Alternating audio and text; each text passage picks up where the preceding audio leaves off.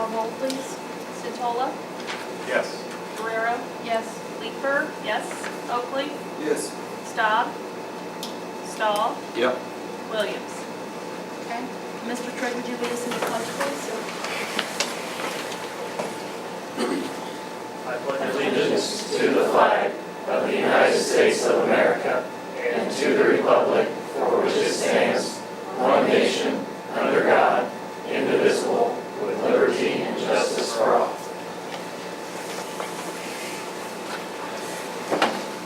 And for the visitors this evening? We have some visitors today. David Pistorius from First Mid-State is going to talk to us in a little bit about our debt certificates. Sam Johnson from BLDD Architect is going to talk about our science lab project, and I'll go ahead and let Lacey Wood from Sangamon Valley West Elementary talk a little bit about the upcoming circus. Yeah. Yeah, go ahead. Okay. I was coming tonight to notify you guys and ask you for permission to use the school grounds at Illiopolis for the upcoming circus. The last time we used the circus was Kelly Miller. We're going with a little bit smaller circus this time, the Culpeper and Merriweather Circus. And they're wanting to come on Thursday, September 1st for a 5 o'clock show and a 7:30 show. And what I need from you is just permission for the school grounds. They do provide their own insurance, $1 million public liability insurance. And the only other thing that the school provides is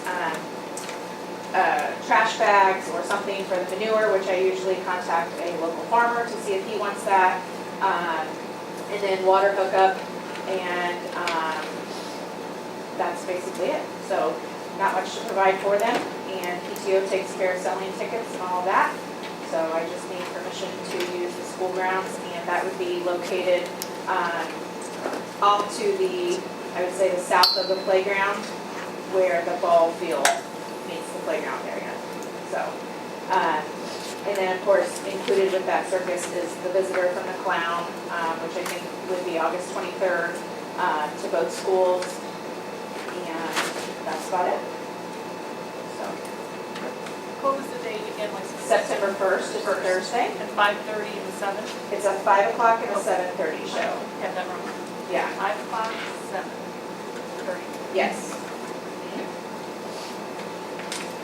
And I guess if we could go around, we didn't get this on the agenda in time, so if we could go around and do a voice vote for everyone, and we can vote on it actually in August, but this company needs to start preparing tickets and doing that kind of thing in order to get things moving. So, and we'll actually do the vote in the August meeting. Okay.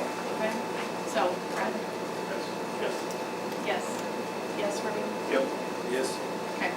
So, you have our preliminary Okay. yes, and All right. take care of it next month. Okay, thank you very much. All right. Stories? You can do this one. We can do those when we get into that part on the agenda. If you want, let's go ahead and do the Eye on the Storm.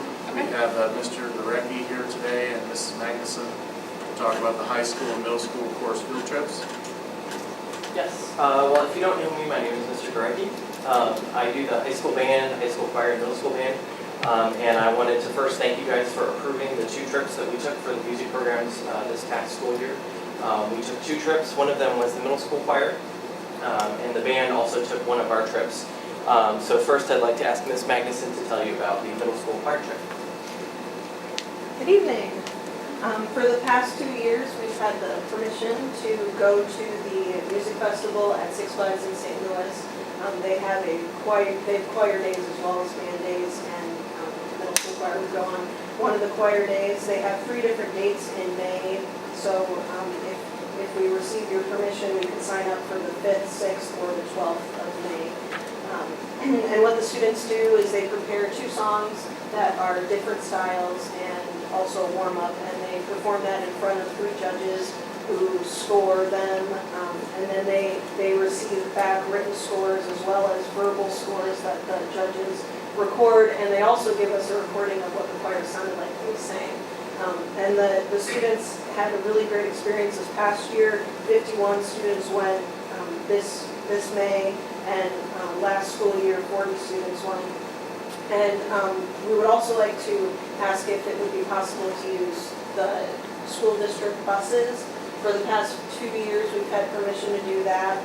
The first year we did the trip, we used 2 buses, and last year we squeezed on 1 bus. We had a 3 people to a seat on the way there, but it worked out great. All the students were together, we arrived there on time, which was really nice.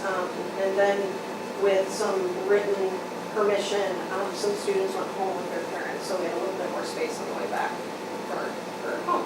So, oh, and as far as the mileage, if we were to get permission to use the school buses, it's approximately 300 miles round trip. And we were gone for about 12 to 14 hours is how long we were gone for, just a day trip. Thank you. Great, and then the other trip that we took, if you don't know, the high school band program takes trips so that if you're a high schooler and you're in high school for 4 years, and you stay in band for 4 years, you get to take 2 trips. There's a big trip and a little trip. The big trip is to Disney World in Florida, and we took that trip in 2014, so that meant that this past year, it was time for a small trip. And we've done this trip once before, but what it was an overnight, 1 night, 2 day sort of thing. We went down on a Friday. They got out of their afternoon classes, and we traveled up to Gurnee. They stayed at Key Lime Cove, which is an indoor water park, and that's where they stayed the night. It's a water park and hotel. And then the next morning, they went to perform for some judges at a local high school. That was their music festival, and then we spent the day in the park at Six Flags.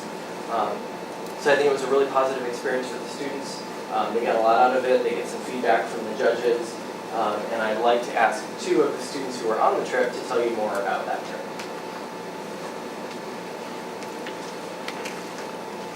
My name's Seth Manning.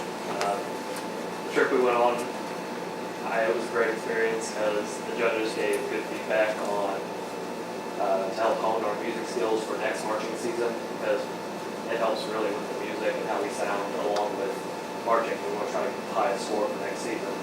And it was just a real good time, and the judges were really nice and gave us great feedback, and we ended up getting an excellent trophy, which is one below the highest ranking we can get.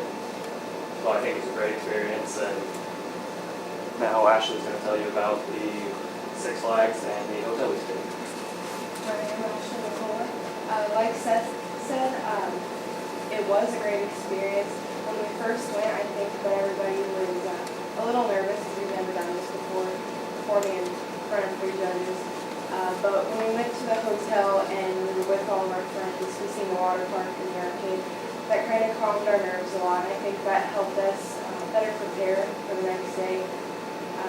We went and we performed, and we did a fantastic job, and then we all got on the buses, changed, and when we went to Six Flags, it was great. We all got to spend time with our friends. We knew that we did great playing, and then we just spent the whole day in the park, and later that night we found out how we ranked, and we ended up doing really good.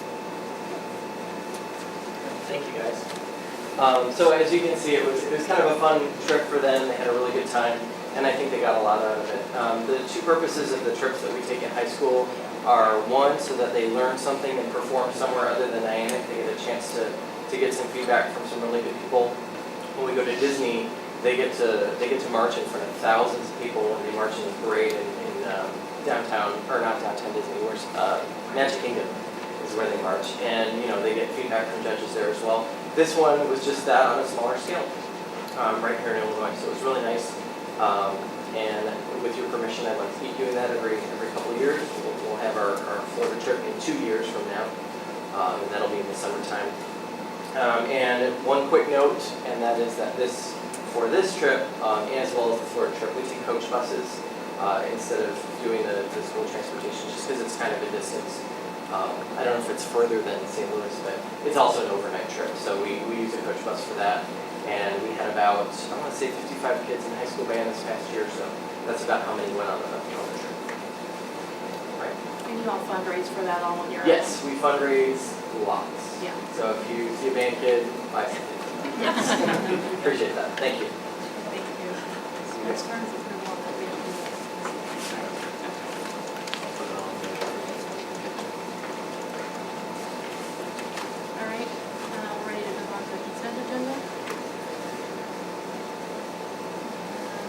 I have any questions regarding the consent agenda that you received in your packets? So I need a motion to approve the consent agenda as presented. So moved. Okay, Martha Leeper, is there a second? I'll second. Jeff Stahl, call roll please. Setola? Yes. Guerrero? Yes. Leeper? Yes. Oakley? Yes. Staub? Yes. Stahl? Yes. Okay. And then superintendent. Every year, the State Board of Education, they do a monitoring of our federally funded programs, which is our Title I and Title II programs, and also they look at our transportation. And I just wanted to report that we received a report back from the State Board of Education, and there were no significant findings, and so that's a positive thing for the district. And we're fortunate to have Erica here tonight. She is the one that does our transportation report. It's pretty detailed, and it's a difficult report, and but that generates money for the district in federal dollars to reimburse us for transportation. So it's difficult, it's time consuming, but she does a really good job on it. So thank you, Erica. Next, just a quick update. We're going to have Sam Johnson from BLDD. He's going to talk about the summer or the science lab project. We're going to talk about that in a minute, but just to kind of update everybody, the summer work that we had scheduled, everything's going very well.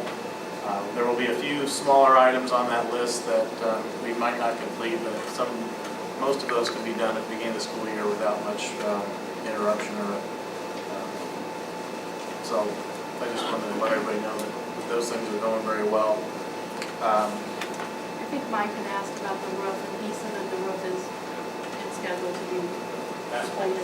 Yeah, I had a gentleman stop by and look at it 2 days ago, and he's supposed to get back with me on when they're going to come out and do the repair. So it looks like we're actually going to get somebody to live up to the warranty and get it repaired, but that might be a project that we'll have to look at in a couple of years of taking that roof off and replacing it.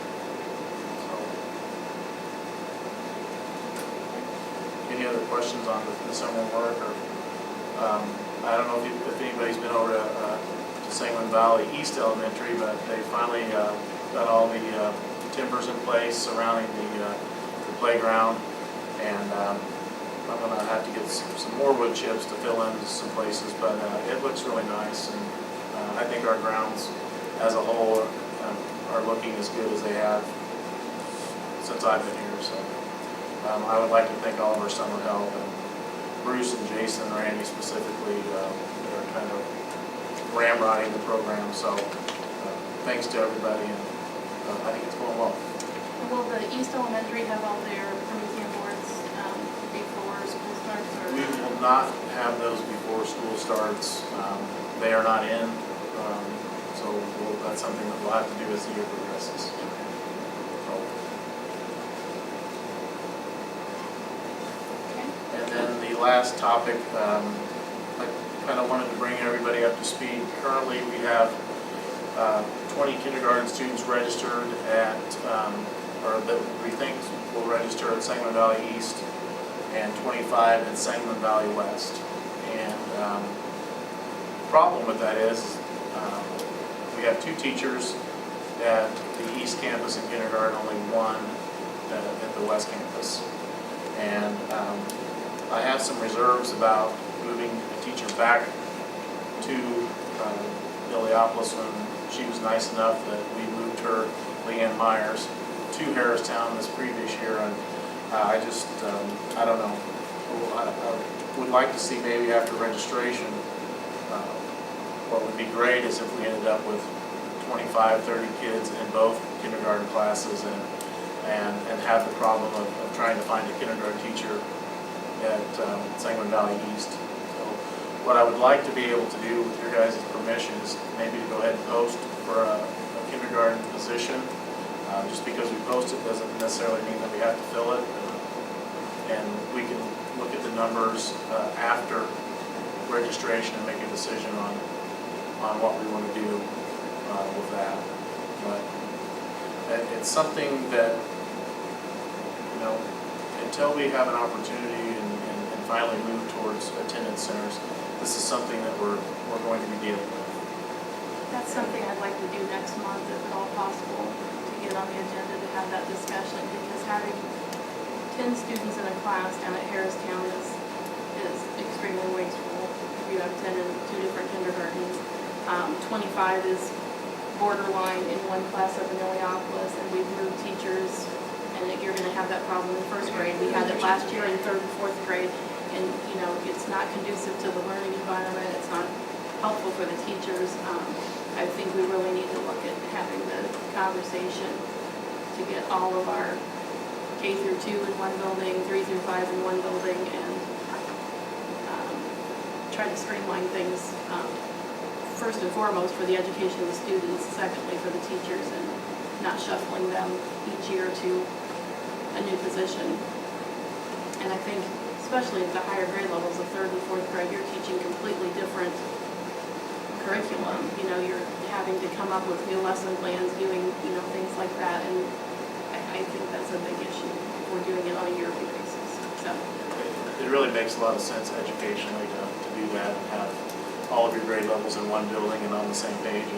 And even though, you know, we're a small district, I still think there's a lot of differences between what goes on a daily basis in each building, and that's something that I think could be addressed, and I think it would improve the overall educational program. So I think it's something that, from the discussion we had back in April, the community forum that we had, people were very interested in that, and we had originally talked about the possibility of pushing it back to the 18-19 school year, and somebody said, if it makes sense, why are we waiting 2 years? And that's a really good point.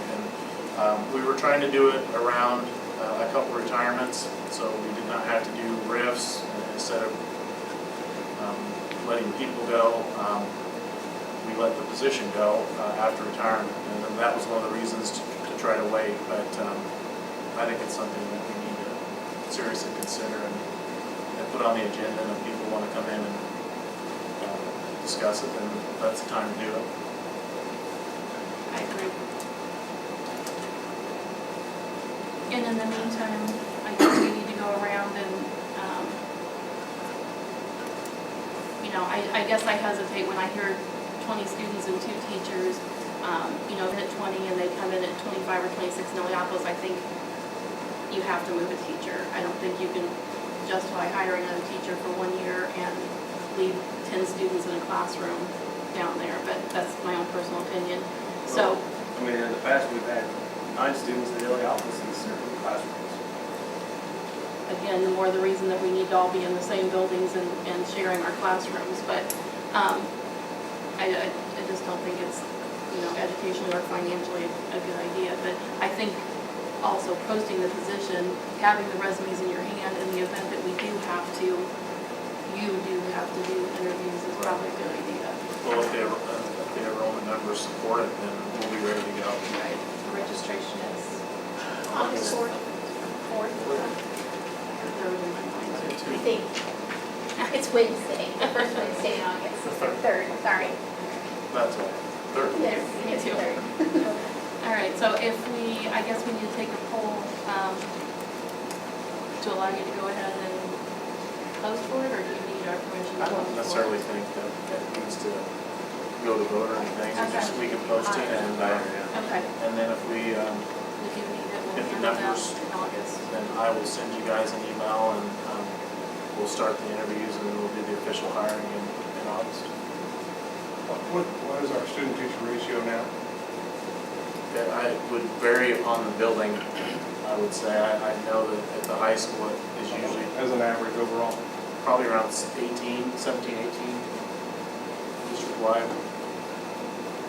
Some classes as small as 13, 14. Sounds high compared to what I've seen, but I'd be curious to know what that number is, so we can have a little bit of evaluation.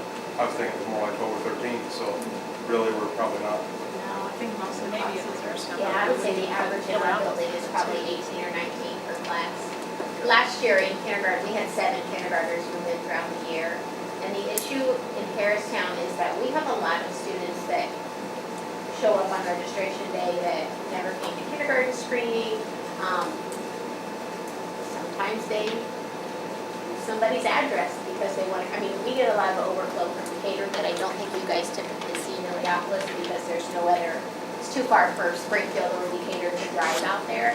So I won't be surprised if we're at 19 or 20 right now. I won't be surprised if we have 5 to 10 kindergartners show up that we didn't know about on registration. Which that's a good Yeah, problem. that's a good thing. It really is. If you want to have a little discussion about the attendance centers at the next meeting, can we put a flyer out to the parents that come to registration that this is going to be discussed at the August meeting? Maybe put something in the paper specifically that we encourage the public to come and give us their input. Sure. I think that would be easy to do. I don't know if you guys, if you have, what, all 3 buildings registration the same day, so just one simple sheet to go with their packet. That'd be done okay. So we can put something in the paper specifically for that. Along with the, Maybe not next week, let the original minutes go in next week and then do maybe the following 2 weeks with an announcement. Keeping in mind, I guess, that regardless, we all need to make an educational decision on what's best for the district and the kids as a whole. I guess that's my main concern, but yes, I mean, I think conversation is good, but we really need to be progressive and start doing what we think is going to be best for the long run. Okay, any other questions on superintendent's report, or do you have any other? that's it. Okay, so do we want to go on to old business?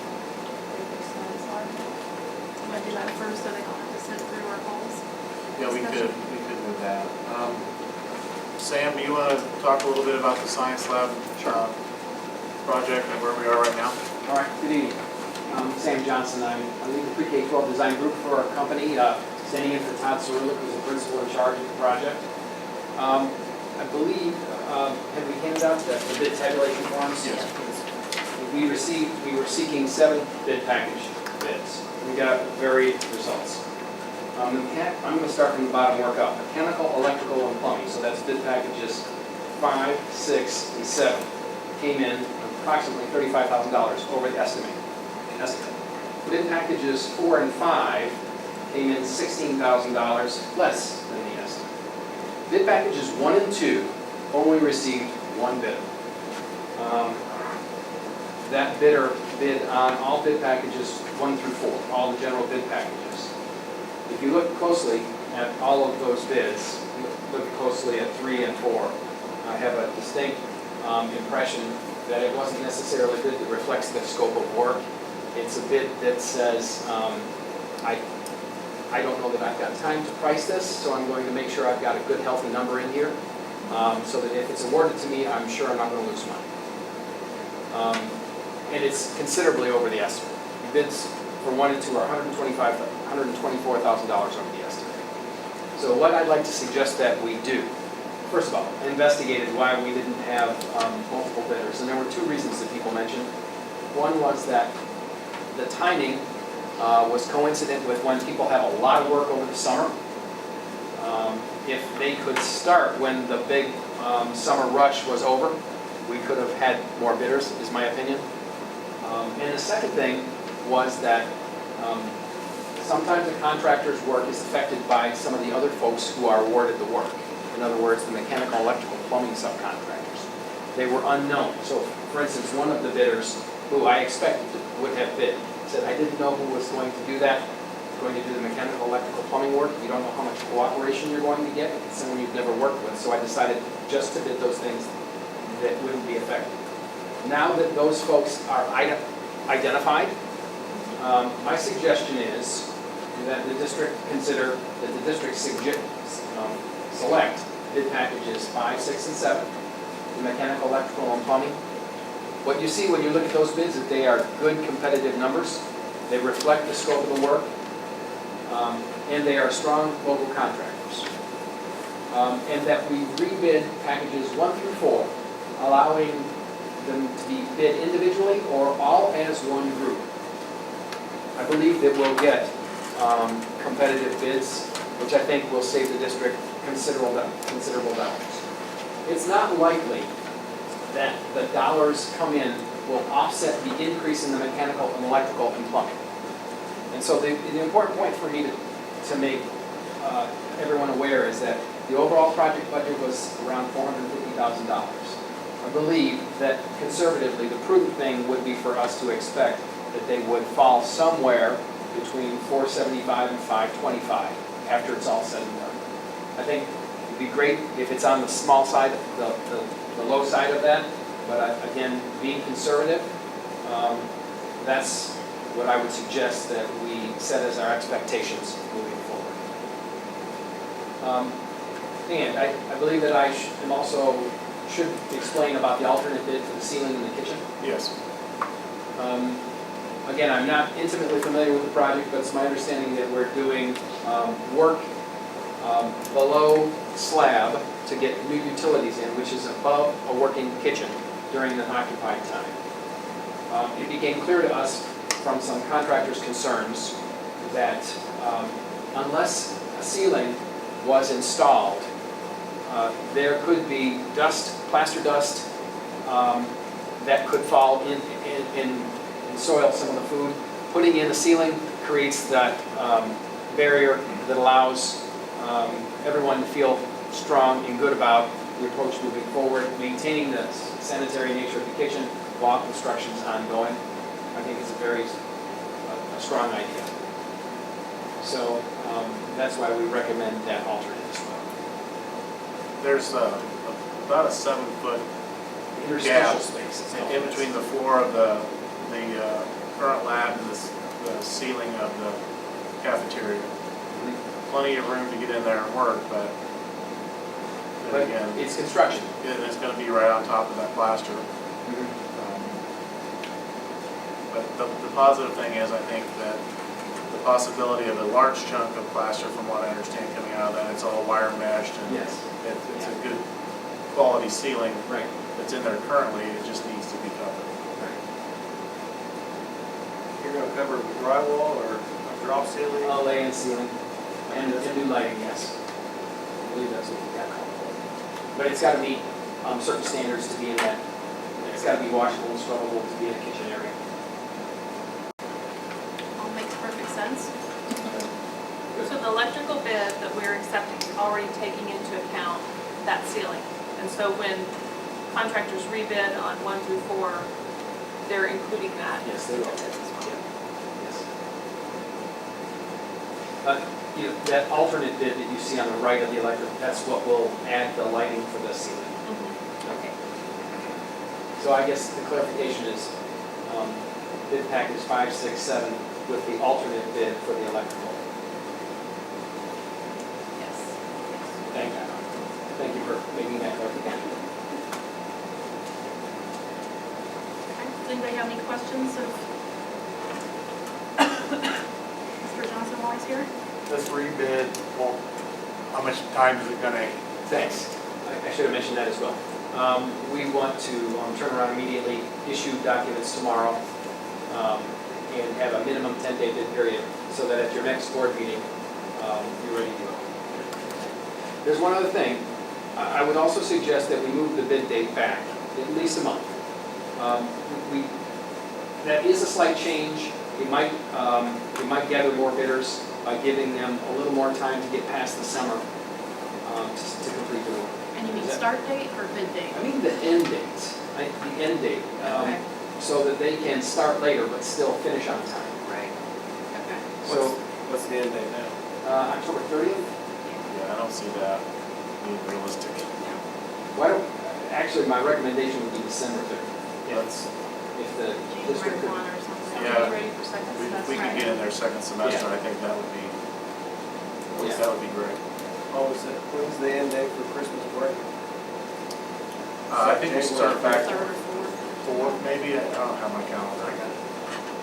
It's usually somewhere on the 4th or 5th that we have a teacher institute day and then the students will come back.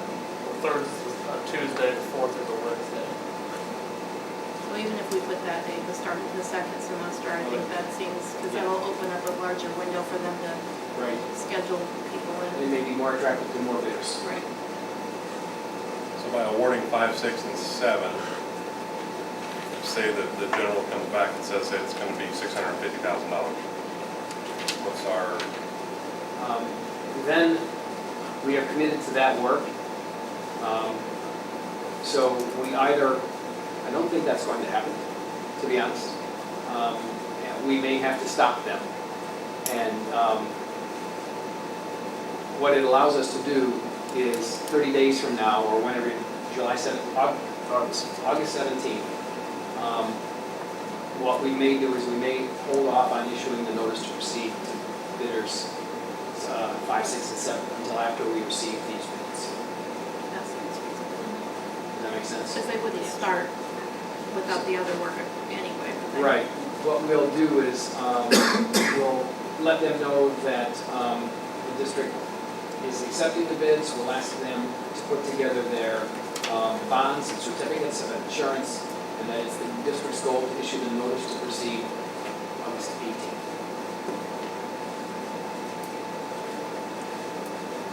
We can go ahead and do the motions and award the bids tonight and Yes. then, And if for some reason they have to be canceled, we just don't issue the notice to proceed come August 18th, right? Correct? if that general contracting bid came in, like, could we not go back to the 4MC Corporation bid? Or is that, after that? it's That bid's done? good for 30 days. Looks like we probably just missed the window. I would, as sure as I'm 5'5", they would take that contract if it was 35 days old. They would do that work for what they did. Because you Why don't already we think it's- we sat down, and I sat down and figured out just from the, looking at everything we had in place, and I think it was somewhere around $487,000. And that did not include the architect fees. Right. So with that, we were looking at somewhere around 520. Right. Hopefully it will come in lower than that, but Yeah, I think that's a prudent thing to plan on and hope that that we receive more competition, which is likely. Because you will make known, if we accept 5, 6, and 7 tonight, Yes. who those contractors are. Right. That would make a difference. But if we rebid 1, 2, 3, 4, does that make these bids, I know you said it'd do it, but does it make them legally null and void, or how does that? Yeah, it does. We're not accepting them. Any other questions? Okay. Do we want to go ahead and make a motion to award bid package number 5 and bid package number 6 to Kinglar in the amount of $88,800? do we want to do a motion first to do the rebid? To rebid? Yeah. Okay. What's first? Rebid packages 1, 2, 3, 4. Okay, so we'll start there. Motion to rebid package number 1, 2, 3, and 4, the high school science lab project. So moved.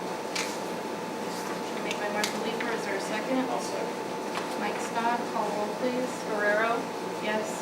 Leeper, yes. Oakley, Yes. Staub, Yes. Stahl, Yes. Centola.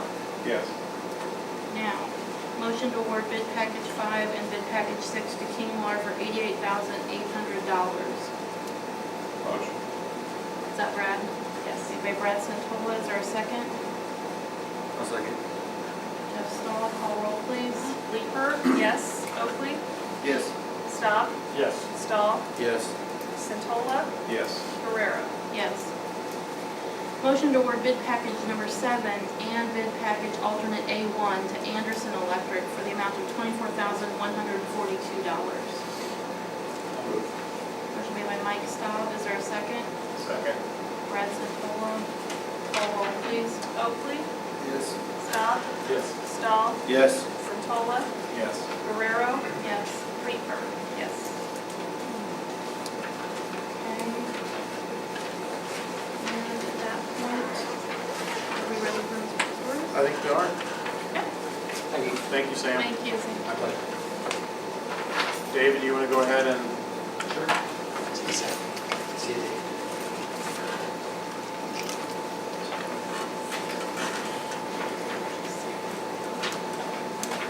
This is the final on the tours and on the debt certificates.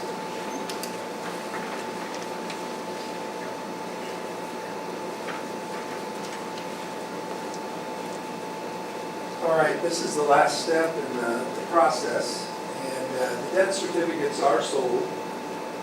We did have, the split between 3 local banks, so we were able to keep the funds locally provided to you. We had shown you 4.25%, I think, with our preliminary report. And if you look under the interest rate column, the NIC, the net interest cost came in at 4.1164%, so just a little bit lower. I was hoping it'd be in the high 3s. We priced it going out of our office to approach the banks to invest in it. We were in the 3s, in the high 3s, but we didn't get it done there. So debt certificates are a little more challenging than bonds because there is no tax levy associated with this. So the investors typically want a little more return on their investment. We had it priced as a bond going out in the marketplace in that regards. And so anyway, we ended up at 411, which is about 7,000 in savings and interest from what we showed you, basically. It was a little over 51,000 in interest. What you're adopting tonight is a debt certificate resolution. That's this thick document. It's about 50 pages. I'll just hit some highlights if that's okay. The dated date that you see on the schedule is July 29th. That's the day we will close. That's the day we will send the funds to you. The funds will need to go into a project fund, and then you pay for your project out of that. And there'll be a letter of instruction with that. This is a 4-year payback, and so your first payment is December 1st of 2017. So it's about a year and a few months away yet before you'll actually make your first payment. I believe you were going to use facility sales tax monies to cover this as far as covering the debt service. Okay? The debt certificate resolution, about half this document is the IRS talking to you. The bonds or debt certificates are issued on a tax-favored basis. People that buy them do not have to pay tax on it. And so the IRS has a little bit to say about that. In those 22 pages, really what it means to you is that you need to spend the money within 3 years. And that's basically not going to be a problem for you. But that is something as we continue our ongoing service to the district, we will ask, how's the project gone? How'd your money hold up? Those type of questions. Well, there's a reason. We want to know that everything was spent down within that 3 years. Otherwise, we got to deal with some IRS situations, and we'd like to avoid that if possible. So we try to keep you apprised of that. From the bid stuff that I just heard, I don't think you'll have a problem with that. So anyway, it's really pretty simple. The bond attorneys, Chapman and Cutler, are the ones that put the document together. We tell people now, with all the rules and regulations going on in the securities business, really since the Dodd-Frank's bill was passed in 2010, every document that the district office receives, that the district receives in regards to debt you need to hang on to. And so I certainly would keep a centralized file. That's something we really can't stress enough. And we will, or Chapman and Cutler will provide a transcript of all the closing documents that were signed tonight, as well as the debt certificate resolution. And that CD will actually have all the paperwork on it, which will be your permanent record. That typically follows a couple months after tonight, when you'll receive that. And I'll kind of see that through with Bob as far as getting that, keeping that on file. Other than that, that's really kind of the basics of it. Atlanta National Bank will be the bond registrar paying agent out of Atlanta, Illinois. The three banks that purchased the bonds, your local bank here, I think one in Orangeburg, one in Mount Pulaski, were the three that participated in purchasing the bonds. But neither one of them wanted this service. So a close bank nearby was Atlanta, and they do provide that service. We've used them quite a bit over the years. So they will be the ones that send you the bill, and you've got 2 interest payments a year, plus 1 principal payment, and they'll send that usually about 4 to 6 weeks ahead of time, and they'll be keeping a registry of the debt certificates and so forth. So that's who you'll be hearing from with regards to this. So that's basically it. Any questions? So we'll be making 4 payments a year?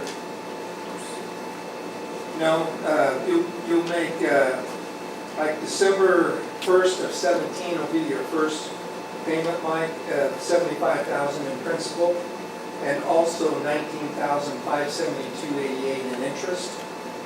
And then if you drop down the following June 1st of 18, you'll make a little over a $6,000 interest payment. Okay? So that'll be for that school year, 17-18, basically. And then the following December 1 of 18, which will be into another school year, you'll make the $95,000 and the $6,043 in interest. And then the following June, you'll make the $4,000 payment. Yeah, I understand. Okay?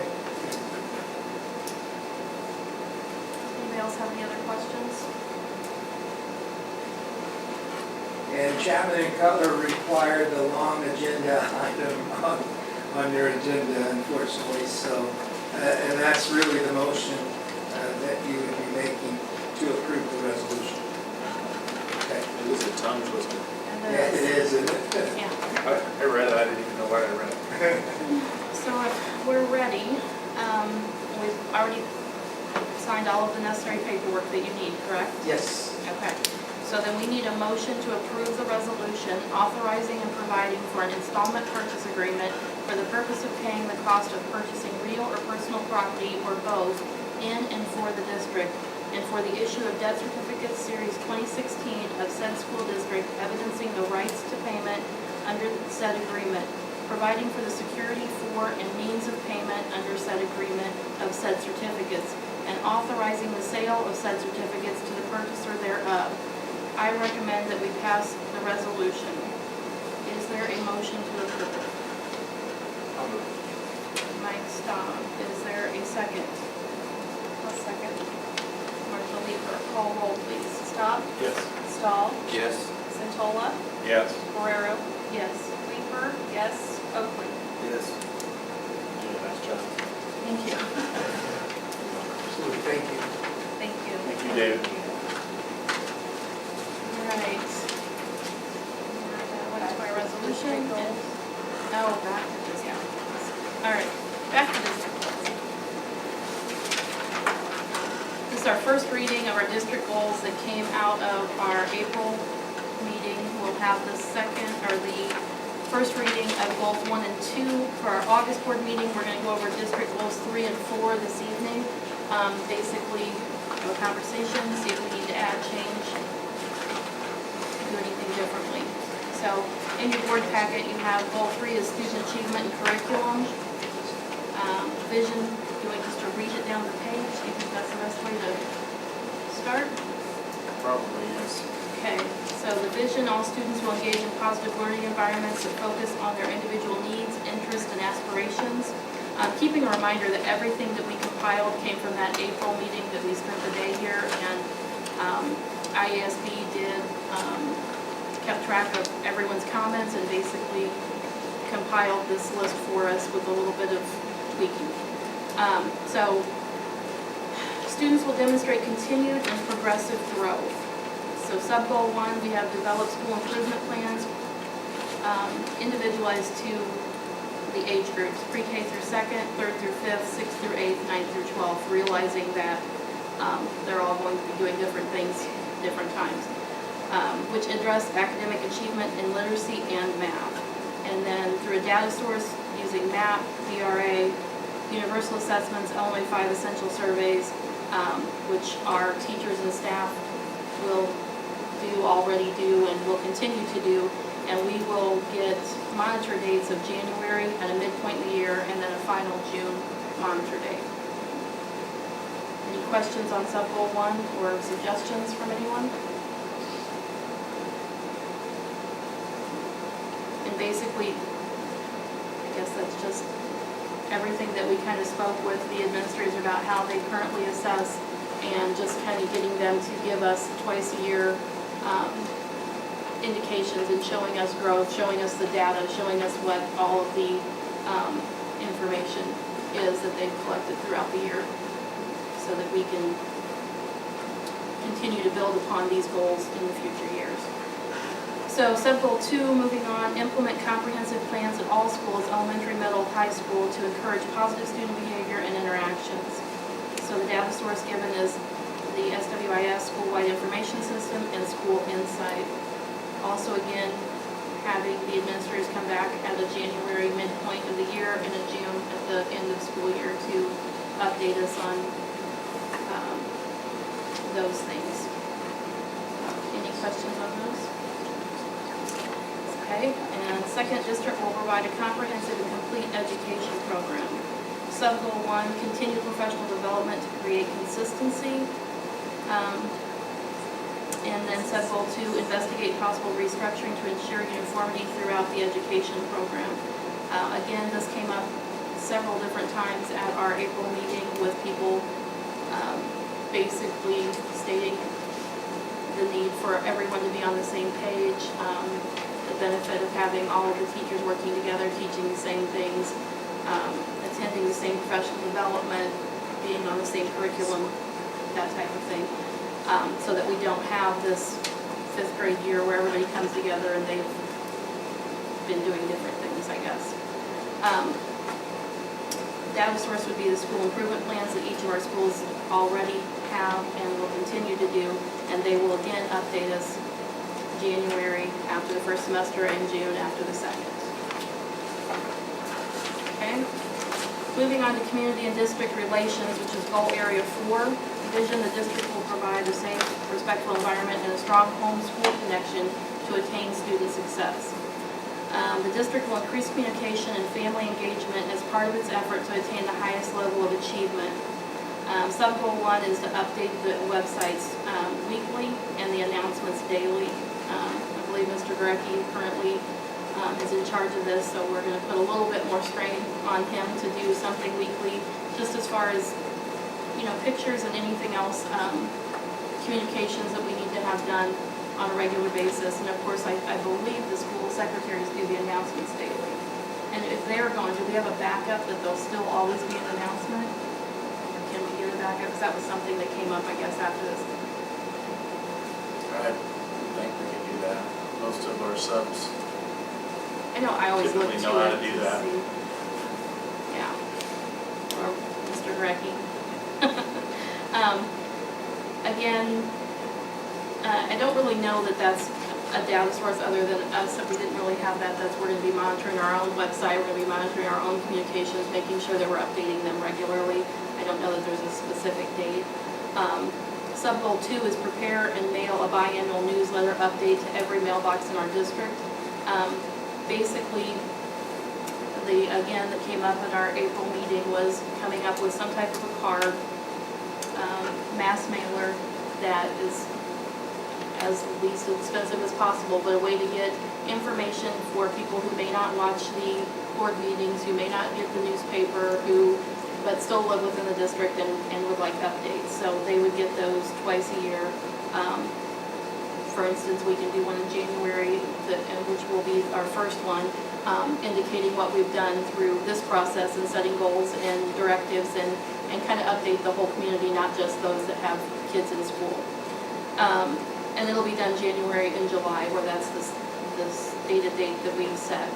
And then sub-goal 3 is continue to submit news articles and photos to the Sentinel, which I think all of our schools seem to do fairly regularly, and we're paying for every home in the district to get a newspaper, so that should keep everyone up to date. Again, not really a data source or monitor date, it's just whether or not we approve that each year to continue to do. And I think all 3 of the schools are really good about putting announcements out in there. Any questions on the first part of it? Does anybody ever look at the cost for the bi-weekly newsletter? The biannually, Biannual. it'll just go out twice a year. And I think we talked about it at Through the the April meeting. Post office, every door direct, it's a whole, we choose zip codes, select zip codes, and that's how it goes to everybody in our district. Do we know the cost? Because I know Not we at this didn't, point. I know we didn't want to mail a survey that every house in the district knew the cost. And now we're looking at mailing a biannual newsletter twice a year. So, I mean, I'd kind of like to know what the cost is going to be. Yep, we can definitely look into that. I think it's something that will be a little less expensive because the target is to just have it on. I think we talked about doing, I don't know if you call it a postcard, something like that, that's going to be a lesser It can be a expense. postcard, as long as it's first, you're under an ounce. It could be something like this. It could be, Front and back. but, it's different to me than Different costs. yeah, and different than a survey where survey people have an option to participate. I don't really care, I don't have somebody in school, nobody's gonna look at this, but people want to know what's going on, so, if we get this in their mailbox, we can at least say, we tried. We can videotape and we put it on the website. We do so many things to try to communicate. I think it's just one more. It's another layer, and at some point, people have to want to find out too.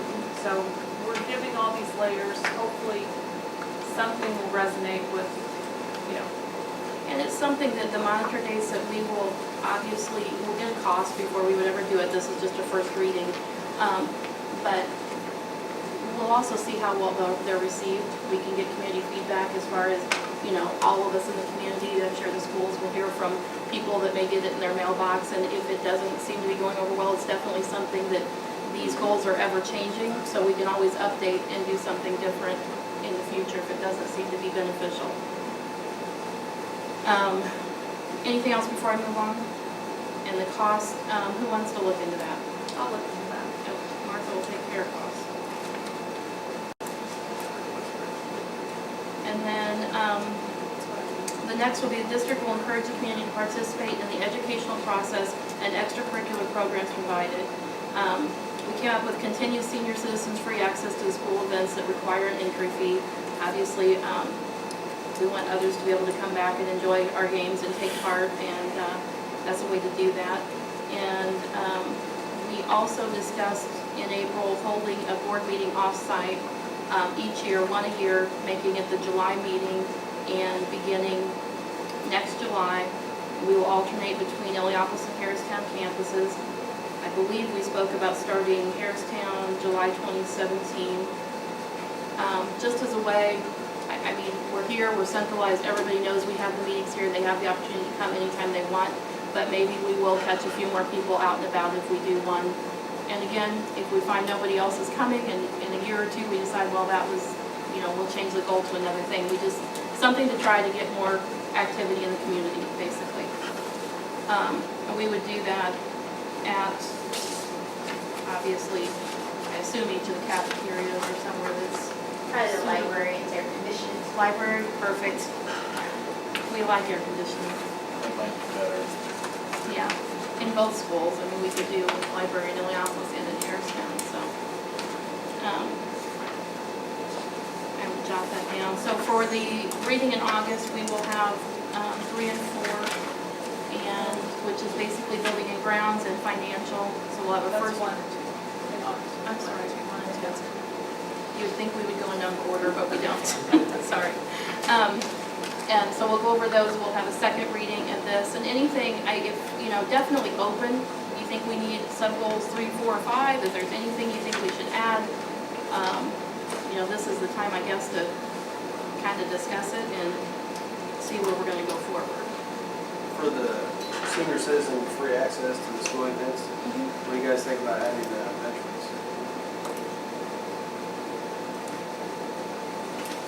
I mean, don't we have a Veterans Day where we have, we come in and have lunch and stuff?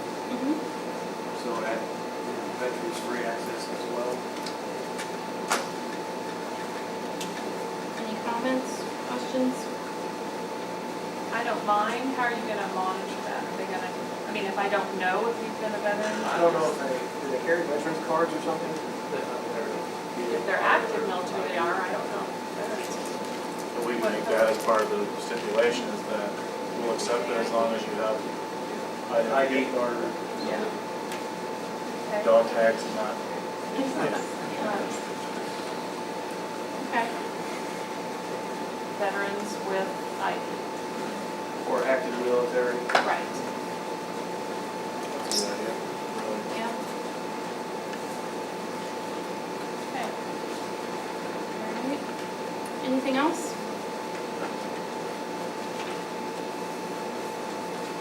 I don't know. Topic for another day. I was just gonna go back to park and high school, but I'm sure that'll be coming down the pipeline soon enough. Not worthy of discussing. Yeah, I know, ever changing. All right, so new business then, I You guess. have to move after recruiting experience. No. You have a motion It's on on here. I think I thought that this was gonna be the second reading and a motion to approve it, so we can strike Take that. that one out? Okay. That we'll leave it through it after the second reading. It'll be second reading approved, and then we'll do first reading in August, so that we don't So I'm gonna have, add, right, we talked about. right, okay. We'll have the cost and all that. Okay. So this will both return in old business. Correct.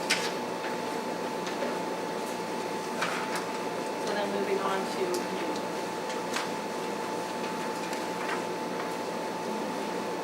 That time of year for the dairy and grocery contracts.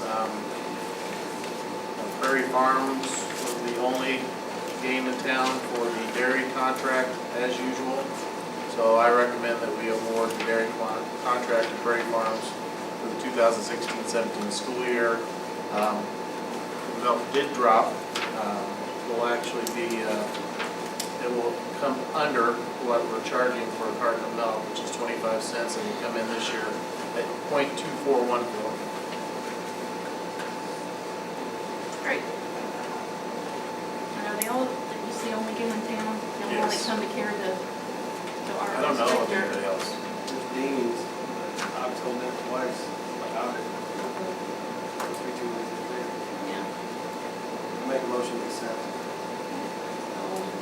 Motion to accept the award to dairy contract to Prairie Farms for 2016-17 made by Michael Oakley. Is there a second? Second. Brad Santola, roll call please. Stahl? Yes. Santola? Yes. Ferrero? Yes. Leeper? Yes. Oakley? Yes. Staub? Yes.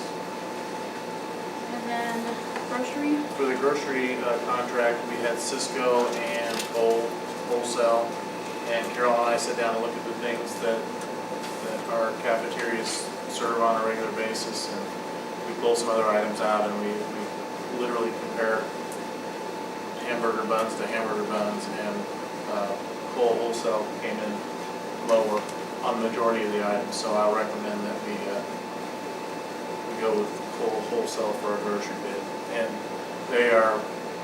we had Cisco, I believe, 2 years ago, and Mrs. Day didn't care much for their service, so. Yeah, I was gonna say, we have cold this last year. So better service and better prices, better all the way around. Yes.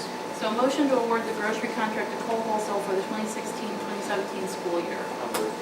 Mike Staub, is there a second? Second. Brad Santola, call roll please. Centola, Yes. Guerrero, Yes. Leeper, Yes. Oakley, Yes. Staub, Yes. Stahl. Yes. Senton? I contacted Cindy Wilson, and she agreed to keep the subscription cost of the Sentinel the same that it was last year, which was $18.50 per subscription. We worked with her, providing updated lists of families, so we're not duplicating and that sort of thing. So again, I feel like, well, it was part of our district goals, so I think it's something that all the schools use and that the community enjoys getting to see what's going on. I think it's a great publicity for the district, so I recommend that we renew the subscription. Okay, so I need a motion to renew the subscription of the Sentinel for the 2016-17 school year at a cost of $18.50 per subscription. I'll move. By Jeff Stahl, is there a second? A second. Martha Leeper, call roll please. Guerrero, Yes. Leeper, yes. Oakley, Yes. Staub, Yes. Stahl, Yes. Centola. Yes. I have a question.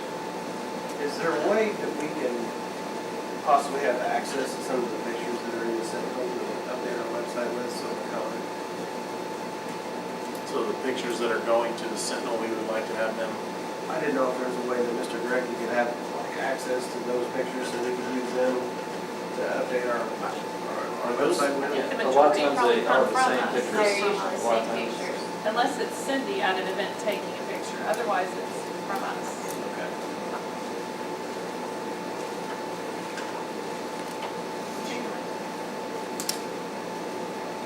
Motion for the parcel officer. Yes. Nathan Lilly contacted me by letter. He was interested in the parcel of land over there where our overflow parking is. We also own a good portion of the property between the overflow and the firehouse. He asked if we would be interested in selling the southerlymost portion of that. I told him that I would recommend to the board that we hold on to it and explain to him that, if we ever did have an opportunity to build a new school, I really feel like that area over there we should really consider looking at that. I know there's been discussion about across 36 and other locations, but you spend a lot of money, millions of dollars getting water, electricity, sewer out across 36, and then you still have to find somebody willing to sell the property. And here, if we ever built over there, we could utilize our sports fields and The land we already own. the land that we already own and have to purchase a little bit more with that. So I told him that I appreciated his offer, but I was going to recommend to you that we hold on to that parcel of land. So it's And it's inherently your decision. utilized during the day for parking and then during sporting events for overflow parking. Too, correct? Yes. Okay. Now, if you guys open it up still in the after or in the daytime or not? Yeah, the kids use it quite a bit, and during sporting events, it's packed usually all the way down to at least for football, when you can get in there, it's usually full down to the firehouse, so. There's no action required there, right? Pardon? There's no action required. Only if somebody would want to make a motion to sell it. Other than that, you really don't have to do anything. Okay. So we need to hold the table or just end?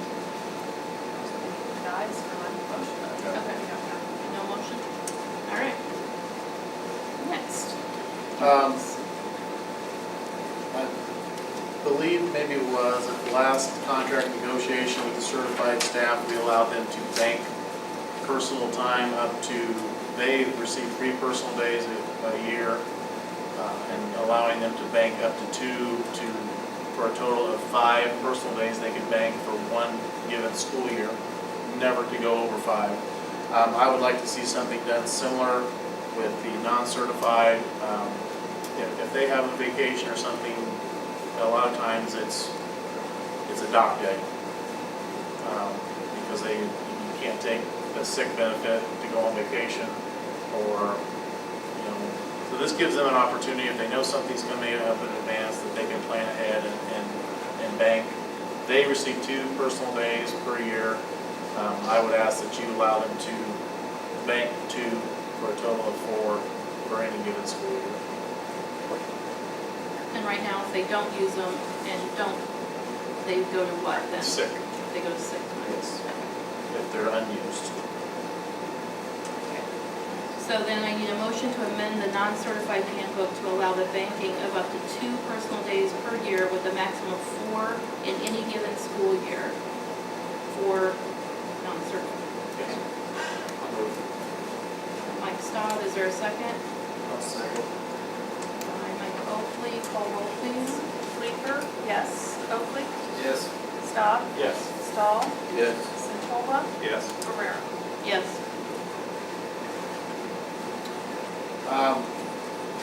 Michael had called me a while back, and he had some items that, for the building committee to take into consideration, and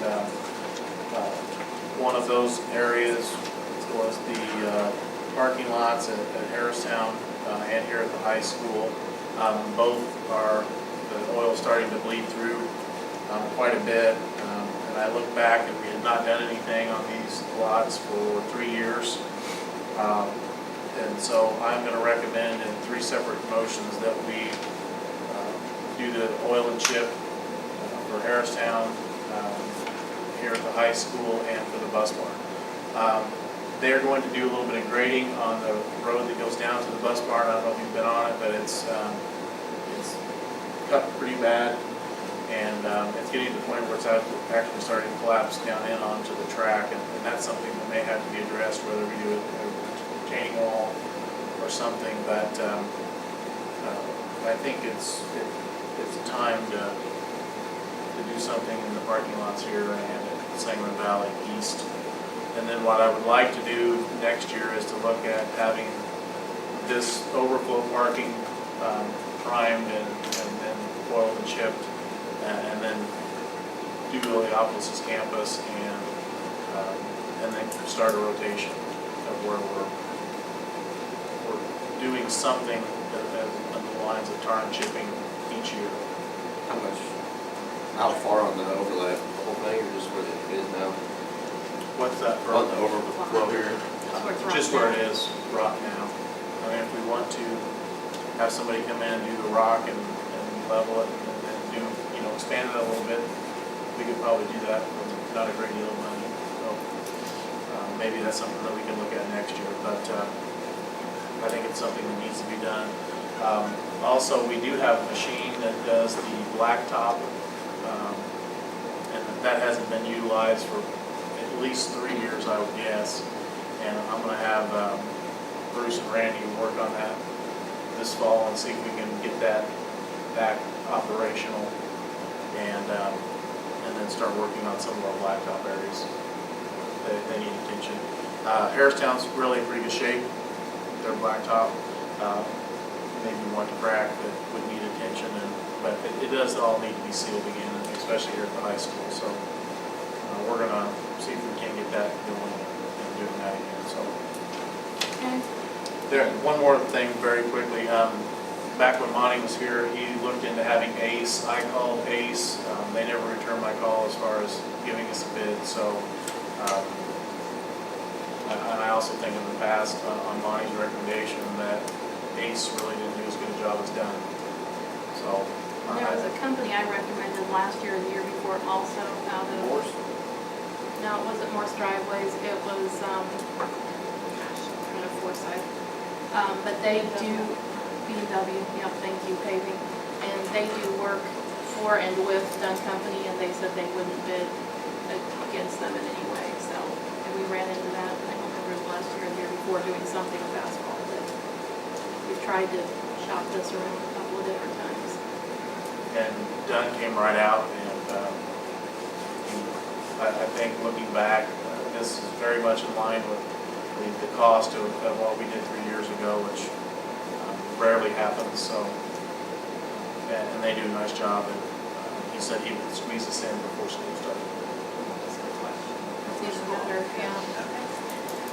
So we need a motion to approve Dunn Company to oil and chip the parking areas at Sangamon Valley East Elementary for a total of $10,875. Motion. Who was that? Brad Santola. Is there a second? I'll second. Mike Staub. Call roll, please. Oakley, Yes. Staub, Yes. Stahl, Yes. Centola, Yes. Guerrero, Yes. Leeper, yes. And then a motion to approve Dunn Company to oil and chip the parking lot at Sangamon Valley High School for a total of $14,421. I'll move. Mike Staub, is there a second? Second. Mike Oakley, call roll, please. Staub, Yes. Stahl, Yes. Centola, Yes. Guerrero, Yes. Leeper, yes. Oakley, Yes. And a motion to approve Dunn Company to oil and chip the drive and bus parking lot at Sangamon Valley High School for a total of $11,475. so moved. By Martha Leeper, is there a second? Second. Mike Oakley, call roll, please. Stahl, Yes. Centola, Yes. Guerrero, Yes. Leeper, yes. Oakley, Yes. Staub. Yes. And at this time, I need a motion to enter closed sessions for the reasons stated on the agenda. So moved. Motion made by Jeff Stahl, is there a second? Second. Mike Oakley, call roll, please. Centola, Yes. Guerrero, Yes. Leeper, yes. Oakley, Yes. Staub, Yes. Stahl, Yes. And I have 8:13.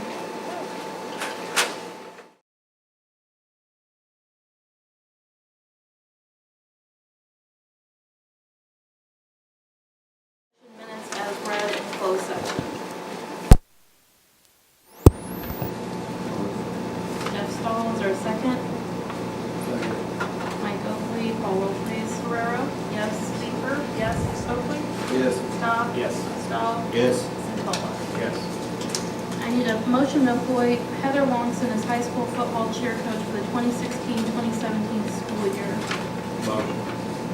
Brad Santola, is there a second? Second. Mike Staub, call roll, please. Leeper, yes.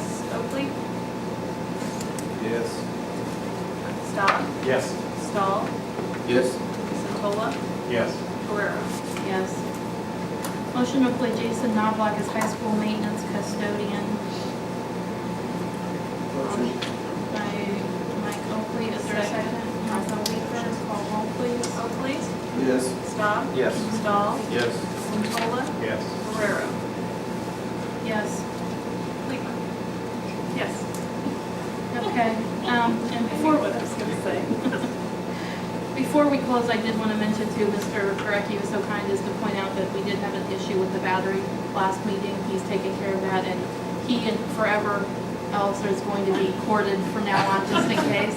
So just wanted to point that out. But our next regular meeting is scheduled for August 17th at 7 here, and we will be going over goals 1 and 2 as a first reading. 2016. Our motion was 2000. Oh, 2006. 2016. All right, so I need a motion to adjourn. And school registration is when? August 3rd. August 3rd, it's a Wednesday.